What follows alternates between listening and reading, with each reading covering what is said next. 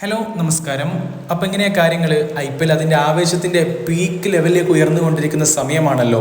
തീർച്ചയായിട്ടും ഇപ്പോൾ ചില ടീമുകളെ സംബന്ധിച്ചിടത്തോളം അവർക്ക് വിജയിച്ചാൽ മാത്രം പോരാ, മറ്റ് ടീമുകളുടെ വിജയ പരാജയങ്ങൾ അവരെ സംബന്ധിച്ചിടത്തോളം വളരെ നിർണായകമായിട്ടുള്ള കാര്യമാണ്.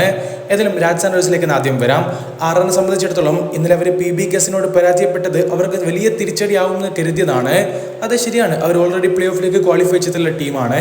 പിന്നെ എങ്ങനെ തിരിച്ചടിയാവും എന്ന് ചോദിക്കുന്നവർക്ക് വേണ്ടി പറയുകയാണ്. നമുക്കറിയാം എല്ലാ ടീമുകളുടെയും ലക്ഷ്യം, ആദ്യത്തെ ലക്ഷ്യം എന്നുള്ളത് പ്ലേ ഓഫിലേക്ക് എത്തുക. പിന്നെ ഏറ്റവും വലിയ സ്വപ്നം എന്നുള്ളത് ക്വാളിഫയർ കളിക്കുക എന്നുള്ളതാണല്ലോ. കാരണം ക്വാളിഫയർ കളിക്കുകയാണെങ്കിൽ കാര്യങ്ങളൊക്കെ അല്പം കൂടി പ്രൊട്ടക്റ്റീവാണ്. അവർക്കൊരു കളി പൊട്ടിയാലും അടുത്ത കളി വിജയിച്ച ഫൈനലിലേക്ക് എത്താൻ പറ്റും. ഇതൊക്കെ എല്ലാവർക്കും അറിയുന്നത് കൊണ്ട് തന്നെ കൂടുതൽ അതിലേക്ക് കടക്കുന്നില്ല. നമ്മുടെ വിഷയത്തിലേക്ക് തന്നെ വരാം.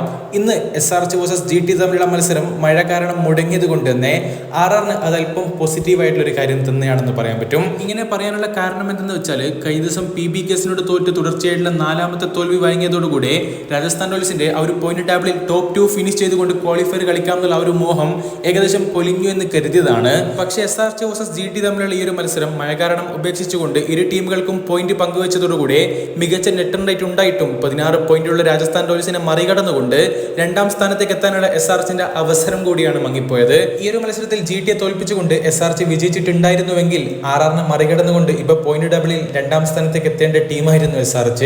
ഏതായാലും മഴ കാരണം ഈ ഒരു മത്സരം ഉപേക്ഷിച്ചത് RRന് ചെറിയ തോതിൽ ഗുണകരമായിട്ടുണ്ട് എന്നുള്ളത് തന്നെയാണ് യാഥാർത്ഥ്യം. എന്തായാലും SRHന് ഇനി ഒരു മത്സരം കൂടി ബാക്കിയുണ്ട് PBKസിനെതിരെ.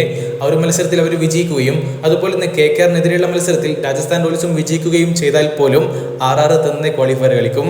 കാരണം എന്നാൽ പോലും ഒരു പോയിന്റ് കൂടുതലായിരിക്കും രാജസ്ഥാൻ റോയൽസിന് ഉണ്ടാവുക.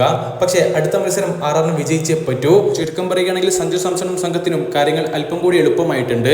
അതായത് ഈ വരുന്ന 19 നടക്കുന്ന അവസാന ലീഗ് മത്സരത്തിൽ ഹോം ഗ്രൗണ്ടിൽ PBKസിനെതിരെ SRH വിജയിച്ചാൽ പോലും അവർക്ക് 17 പോയിന്റുകളിലേക്കാണ് എത്താൻ പറ്റുക. എന്നാൽ അതേ ദിവസം തന്നെ നടക്കുന്ന ആദ്യ മത്സരത്തിൽ ഗുവാഹത്തിയിൽ രാജസ്ഥാൻ റോയൽസ് KKRനെതിരെയാണല്ലോ കളിക്കുന്നത്. ആ ഒരു മത്സരത്തിൽ RRന് വിജയിക്കാൻ സാധിക്കുകയാണെങ്കിൽ രാജസ്ഥാൻ റോയൽസിന് 18 പോയിന്റുകളിലേക്ക് എത്താൻ പറ്റും. അതോടുകൂടി തന്നെ അവർ ക്വാളിഫയർ കളിക്കുന്നുള്ളത് ഉറപ്പാവുകയും ചെയ്യും. എന്തായാലും രാജസ്ഥാൻ റോയൽസിന് അടുത്ത മത്സരം ഏറെ നിർണായകമാണ്. ഇനിയിപ്പോൾ PBKസിനെതിരെയുള്ള ഒരു മത്സരത്തിൽ SRH തോറ്റെന്ന് കരുതുക, അതുപോലെ തന്നെ KKRനെതിരെയുള്ള കളിയിൽ രാജസ്ഥാൻ റോയൽസും തോറ്റെന്ന് കരുതുക.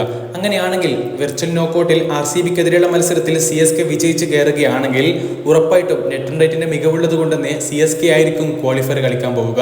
ചുരുക്കം പറയുകയാണെങ്കിൽ കാര്യങ്ങളൊക്കെ ഏറെ ഇൻട്രസ്റ്റഡ് ആയിട്ട് മാറിക്കൊണ്ടിരിക്കുകയാണ്. ഗംഭീരമായിട്ടുള്ള ആവേശം ഉൾക്കൊണ്ടുകൊണ്ട് കളി കാണേണ്ട സമയം തന്നെയാണ് ഇപ്പോൾ കടന്നു പോയിക്കൊണ്ടിരിക്കുന്നതും.